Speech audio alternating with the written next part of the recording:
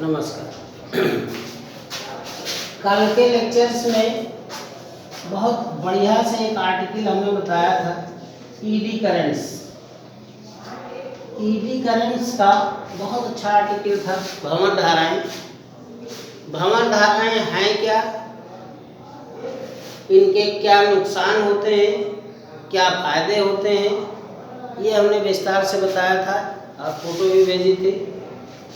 जब कोई धातु का टुकड़ा किसी परिवर्ती चुंबकीय क्षेत्र में स्थित होता है या फिर इस प्रकार गति करता है कि उससे बद्ध चुंबकीय फ्लक्स में परिवर्तन हो, तो धातु के टुकड़े के संपूर्ण आयतन में एक प्रेरित धाराएं उत्पन्न हो जाती हैं और ये प्रेरित धाराएं जल में उत्पन्न भ्रमण धाराओं के समान चक्करदार होती हैं, इसीलिए इन्हें कहा जाता है भ्रमण धाराएं। और ये इतनी शक्तिशाली होती हैं कि धातु के टुकड़े को लाल तप्त कर देती हैं, पिघला देती हैं।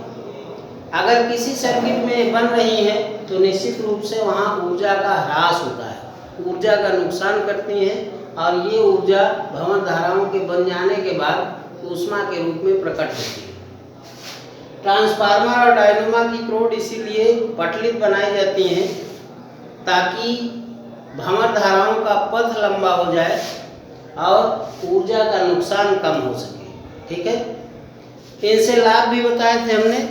सबसे बड़ा लाभ तो इनका बताया था हमने कि इनका उपयोग वैद्युत रेलगाड़ियों में ब्रेक लगाने के लिए किया जाता है। वैद्युत ब्रेक लगाने के लिए हर पहिए में एक ड्रम लगा होता है, हर पहिए के साथ उसमें प्रबल भ्रमण धाराएं उत्पन्न की जाती हैं जिससे वो चलते हुए पहिए को रोक देते हैं।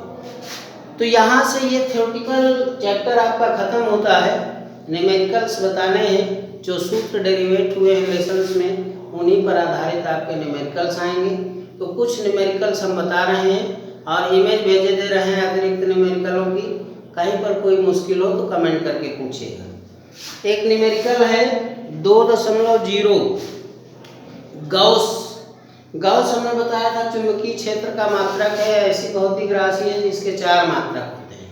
तो 2.0 गॉस की चुंबकीय क्षेत्र की तीव्रता वाले चुंबकीय क्षेत्र में 10 × 20 सेंटीमीटर स्क्वायर क्षेत्रफल का एक आयताकार लूप रखा है।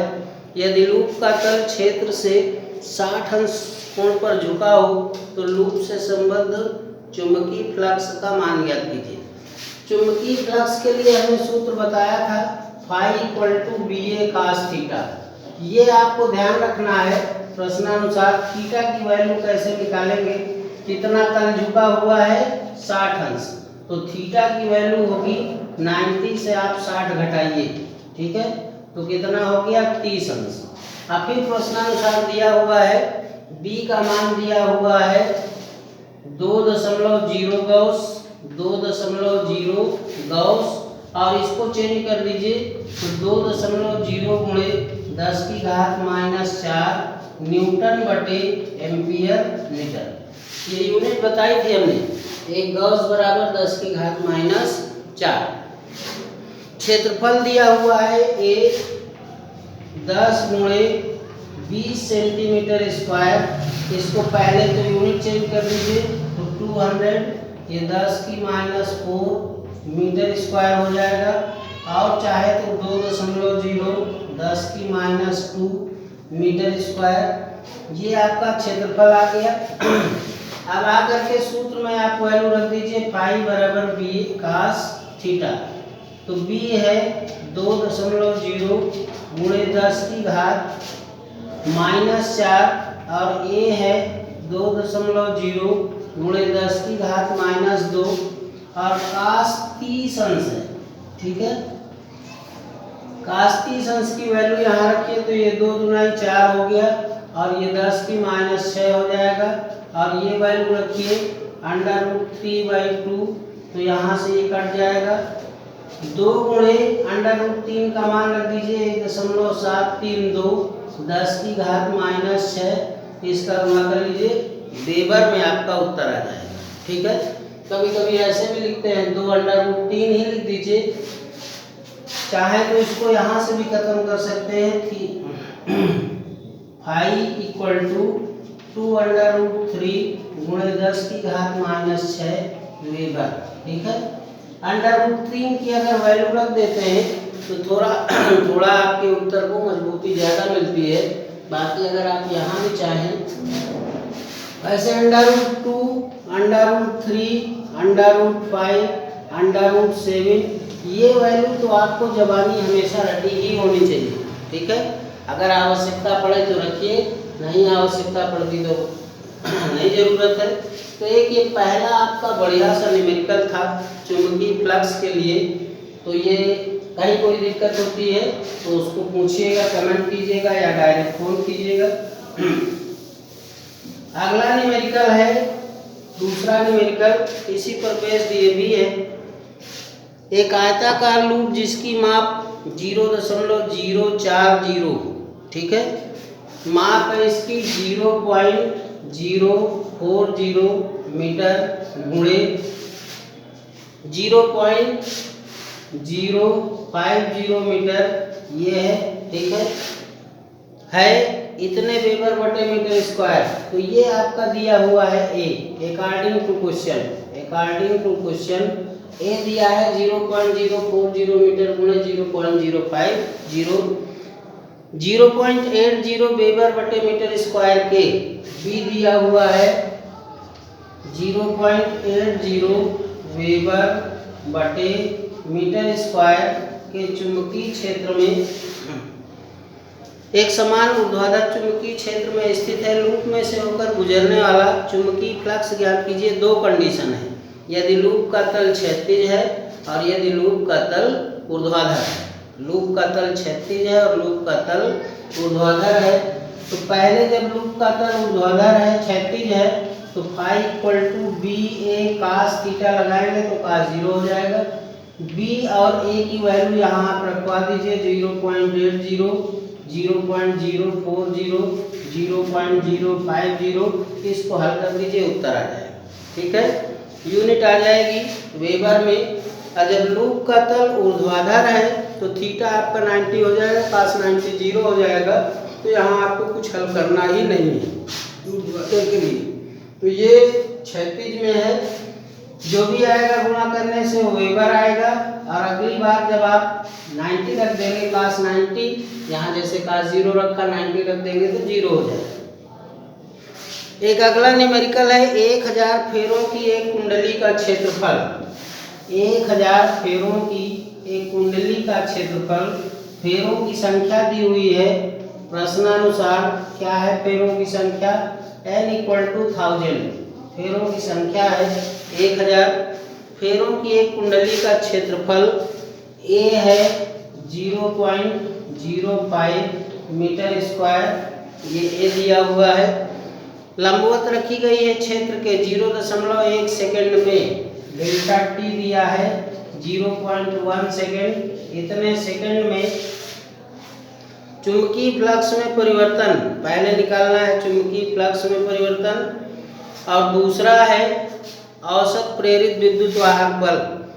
कुंडली को 180 अंश घुमा भी दिया जाता है। जरा इस बात को आप जनरली भी याद रखिएगा, जब भी कुंडली को 180 अंश घुमा दिया जाता है तो चुंबकीय फ्लक्स में जो परिवर्तन होता है वो 2BA के बराबर होता है। ध्यान रखिएगा, ये अलग से भी न्यूमेरिकल तो है ही, इस बात को अलग से भी ध्यान रखिएगा। जब कुंडली को 180 डिग्री पर घुमा दिया जाता है तो जो चुंबकीय फ्लक्स में परिवर्तन होता है वो किसके बराबर होता है? ऐसा इसलिए होता है कि phi equal to BA minus BA होता है, क्योंकि विपरीत दिशा में होता है। जब जुड़ जाते हैं तो 2BA के बराबर आ जाता है। तो यदि कुंडली को 180 डिग्री पर घुमाया गया है तो चुंबकीय फ्लक्स में परिवर्तन निश्चित रूप से 2BA के बराबर ही होगा। यहाँ से आप B और A की वैल्यू रख दीजिए। क्वेश्चन में दिया है B भी दिया है, A भी दिया है। B दिया है 4 गुणे 10 की घात -5, 4 मल्टीप्लाई 10 की -5 टेस्ला भी एक मात्रक है। ये दिया हुआ है, A दिया हुआ है। तो तो b और a की वैल्यू यहाँ रख दीजिए।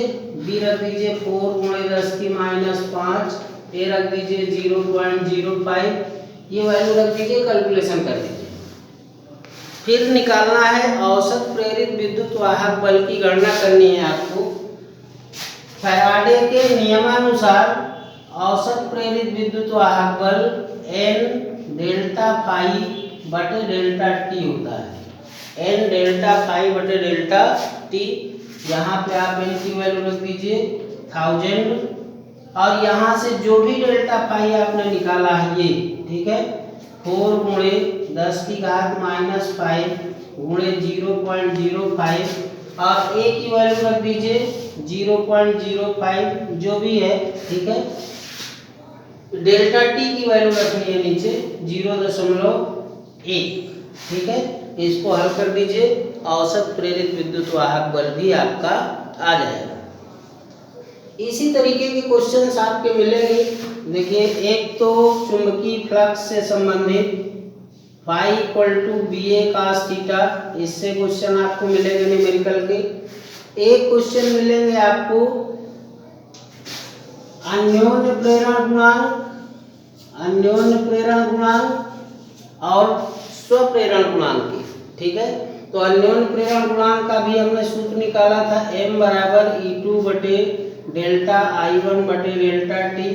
अन्योन्य स्वप्रेरण का निकाला था E डेल्टा I बटे डेल्टा टी, और बीच में भी सूत्र थे N5 N2 φ2 बराबर MI1 N2 φ2 equal to MI1। यहाँ से भी कुछ सवाल निकल आते हैं। तो इन सूत्रों पर बेस न्यूमेरिकल है, जो न्यूमेरिकल हम आपके पास भेज रहे हैं वो निश्चित रूप से समझ में आएंगे, क्योंकि सारे सूत्र पीछे डेरिवेट कर चुके हो, ठीक है। तो जो न्यूमेरिकल हम बता रहे हैं वो तो बता ही रहे हैं, अतिरिक्त क्वेश्चनों को भी लगाने का खूब प्रयास करें, खूब न्यूमेरिकल लगाएं। जितना ज़्यादा लगाएंगे उतनी अच्छी प्रैक्टिस आएगी। खुद खूब लगाएं, ठीक है। आप इच्छाकृत अगर हम 2 बताते हैं तो आप 10 लगाइए, बढ़िया प्रैक्टिस होगी। बहुत बहुत धन्यवाद।